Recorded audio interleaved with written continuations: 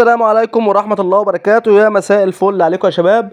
انا النهارده في يوم واحد يا جماعة مسكت 3 حمامات، صدق او لا تصدق. الصبح صحيت الصبح افطر الحمام، لقيت فرد حمام جوه الأوضة مع الحمام بتاعي اوتوماتيك. تمام، رحت ماسكه. تمام، النهارده في نفس اليوم طالع عش الحمام، لقيت حمامتين اغراب وسط الحمام، منهم فرد بري ومنهم فرد انجليزي.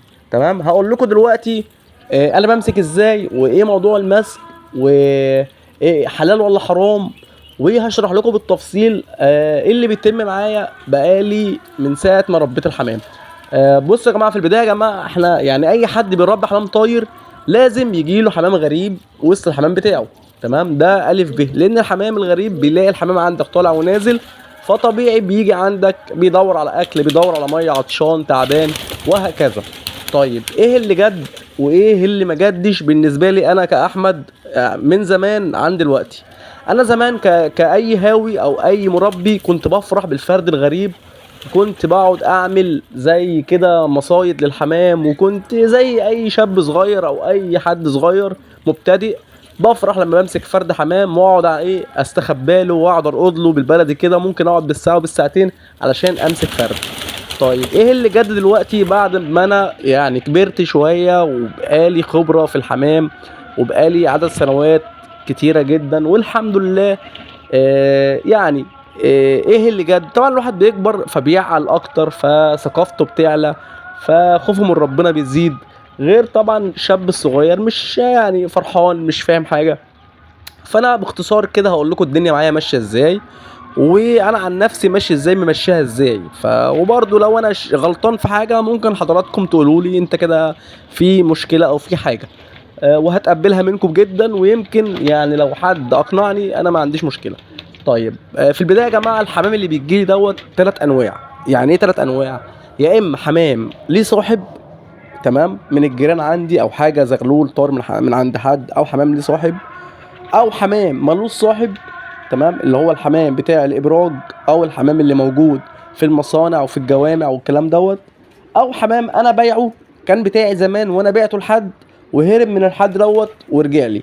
يبقى كده اي نوع حمام بيجي لي يبقى حاجه من ال3 انواع دول، يا اما فرد حمام ليه صاحب وانا عارف صاحبه من الجيران حوالينا، او فرد حمام ملوش صاحب، الحمام اللي هو البري او الحمام الساعات البلدي او الانواع التانية اللي بتبقى واحد مثلا مربي وفرد حمام نطر منه، او واحد كان حابس في سلاكه، او الحمام الزينه، او اي نوع حمام، او حمام الجوامع، او حمام الابراج، او الحمام اللي بيبقى في الاماكن المهجوره زي المصانع والمدارس والكلام دوت. طيب تالت حاجه قلنا الحمام اللي انا بيبقى عندي بتاعي زمان وبعته وهرب من صاحبه وجالي. طيب طبعا اول نوع اللي هو الحمام بتاع الجيران عندي اللي انا عارف صاحبه، ده اوتوماتيك يا جماعه.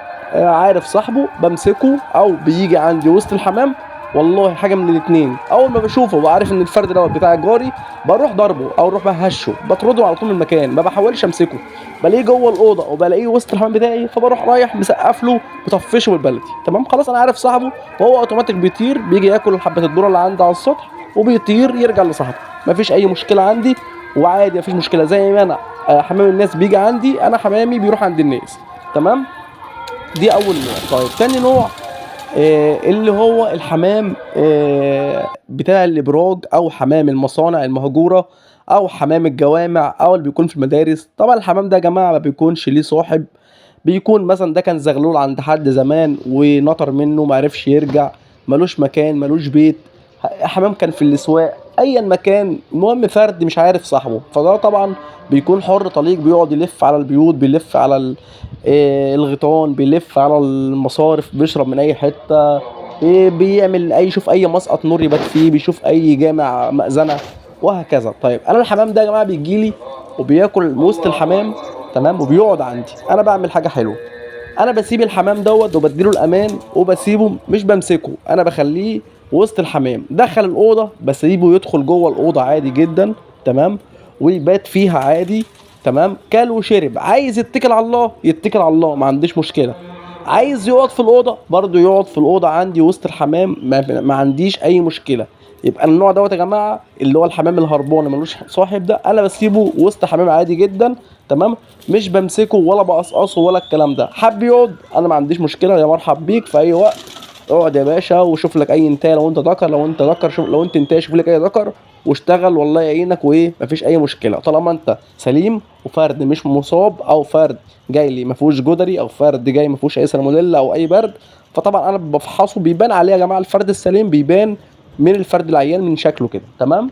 طيب ده النوع التاني. طيب النوع التالت الحمام اللي انا كنت بايعه زمان ورجع من صحابه وهرب من صاحبه وده جالي، ده حاجه من الاتنين، لا اما صاحبه بيرن عليا يقول لي ده في فرد جالك، لا انا اوتوماتيك، لان انا يا جماعه مش عارف كل الحمام اللي بعته، انا ببيع حمام على مدار السنين كتيره جدا، فمبقاش عارف الفرد ده بتاع مين بالظبط. فانا لما بمسكه حد مثلا بيرن عليا بيقول لي جالك الفرد الفلاني، اقول له اه طبعا جالي، تعالى يا باشا خده، حلو الكلام.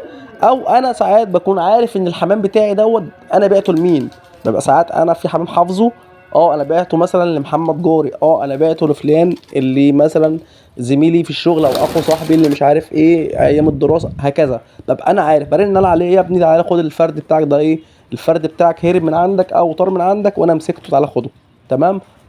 طب هقابلك بالليل، طيب بكره، طب بعده، مفيش مشكله، بيبقى انا كده حاطه في سلاكه عندي حابسه، حاطط له الاكل والميه، يجي صاحبه ياخده، تمام، مفيش اي مشكله. طيب ساعات بقى صاحبي يقول له طب خلاص خليه لك يا عم احمد، تمام، ولو كده ايه عندك جوز ده غليل ولا كده، نكمل عليه ونشوف الفرق ايه، ونكمل عليه ونشوف هكذا. بس في الاول وفي الاخر ببقى انا عارف صاحبه مين وشوف حسابه ايه، ومفيش مشكله، هو عايز يقعد عندي، هو كده كده حمامتي وبتاعتي وفرد الحمام ده بتاعي وحافظ المكان عندي وبيطير عندي، مفيش مشكله، على حسب رغبه صاحب الايه الشأن. فانا يا جماعه شغال بالطريقه ديت مع الحمام الغريب. والعلم يا جماعه انا مفيش يعني مش عاوز اقول لكم اسبوعيا بمسك حمامه واثنين وثلاثه في الاسبوع ده، يوميا يا جماعه، وكل يوم ويوم انا ماشي بمعدل ممكن امسك في اليوم الواحد فرد وفي اليوم الواحد فردين. خلي بالكم يا جماعه العمليه وممكن تقعد اسبوع 10 ايام مفيش حمام يجي لك خالص، وهي العمليه انا مش مستني حمام يجي لي او حمام ما يجيليش، بس انا بقول لكم اي حد غاوي حمام بيربي حمام وبيطير حمام طبيعي جدا بيجي له حمام غريب ياكل وسط الحمام بتاعه وينزل يشرب، تمام. فانا واحد من الناس، انا بيجي لي زاجل كتير جدا بينزل ياكل ويشرب ويطير، وابقى انا قاعد شايفه واتفرج عليه، وراح رامي له الكلفه ياكل الكام حبات الذره اللي هياكلهم، تمام، كزكا، انا بس بقى زكا يا باشا معلش، كل ايه بجنيه يعني، كل بنص جنيه كلفه ولا لهم اي لازمه عندي، يجي ياكل ويشرب ويتكل على الله. بلاقي حمام كتير جدا يا جماعه، حمام زينه، حمام غزار، بلاقي حمام مستويات كتيره جدا، يعني حاجات غاليه جدا، فبتيجي تاكل وتجري مفيش اي مشكله. زي ما قلت لكم، عايز يدخل مع الحمام يبيت مع الحمام بيسيبه يبيت مع الحمام، ما عنديش اي مانع، ادخل يا باشا بات، وكده كده الشبابيك مفتوحه، عايز تصحى من نومك الفجر تتكل على الله تشوف طريقك اتكل على الله، عايز تقعد لي اقعد لي، عايز تروح وتيجي كتير جدا برضه حمام بيروح ويجي، يعني يجي عندي ياكل ويشرب ويطير يرجع لمكانه، سواء هو قاعد في مسقط او في مدرسه او في جامع او في مسقط مصنع او في اي مكان هو قاعد فين. فكتير جدا يا جماعه الحمام بيجي ياكل وببقى عارف ان هو جاي ياكل واسيبه جدا عادي براحته، ايه المشكله يا جماعه؟ عادي، زكا دي بالنسبه لي انا اعملها زي حاجه خارجه لله، مفيش اي مانع، يجي ياكل يا باشا ويتكل على الله. طيب نيجي بقى لموضوع الحمام اللي انا بمسكه وبيقعد عندي. الحمام ده يا جماعه بيشتغل عندي، بيبدا بقى لو انا عندي زيادات ذكر زياده بياخد النتايه، لو في نتايه بياخد الذكر، طيب بيشتغل عندي وبخليه عندي. فانا خلاص كده ده بتاعي، وهو حاجه محدش سأل عليها، ومفيش حد من الجيران قال لي في حمام جالك او حاجه، ومالوش صاحب وقاعد عندي وسط الحمام. فانت برضو مفيش مانع ان انت كل فتره لو الحمام دوت اشتغل وربنا رضاك منه، اول بطن زغاليل ديت او اول لما تيجي تذبحها او تيجي تبيعها، مفيش مانع ان انت تطلع حاجه لله، تمام. حاجه بسيطه كده، مش هقول لك طلع التمن كله، بس لازم تطلع حاجه لله عشان خاطر برضو ايه ربنا يبارك لك في حياتك وفي اولادك وفي طيورك، تمام، ويبعد عنك الامراض والفيروسات والمشاكل كلها، تمام. ومفيش اي مشكله ان الحمام يجي ياكل ويشرب ويطير زي ما اليمام بيجي ياكل وبسيبه ياكل ويشرب زي العصافير. فهي العمليه يا جماعه في الاول وفي الاخر يعني الواحد زمان كان شاب عادي فرحان بالحمام، دلوقتي والله بلاقي الحمام جاي ياكل قدامي وبياكل وبيشرب وما بقومش من مكاني، ولا بهش ولا بمسكه ولا بفرح بالكلام ده، ويدخل الاوضه ياكل ويشرب ويخرج تاني عادي جدا، انا سايبه براحته. عايز تقعد يا باشا اتفضل استريح، عايز تتكل على الله برضه، ولا اي مكان، لا انا محتاج حمام ولا انا مستني حمام يعني وانا جعان حمام اللي عاملها في الاول في الاخر بقت خلاص بقى الواحد كبر وعيل. ده يا جماعه باختصار موضوع الحلقه. ولو انا كلامي غلط او حاجه يا ريت يعني الناس تصحح لي، اخواتي الكبار مفيش اي مشكله، انا عادي هتقبل. وفي النهايه كل سنه وحضراتكم طيبين، والسلام عليكم ورحمه الله وبركاته.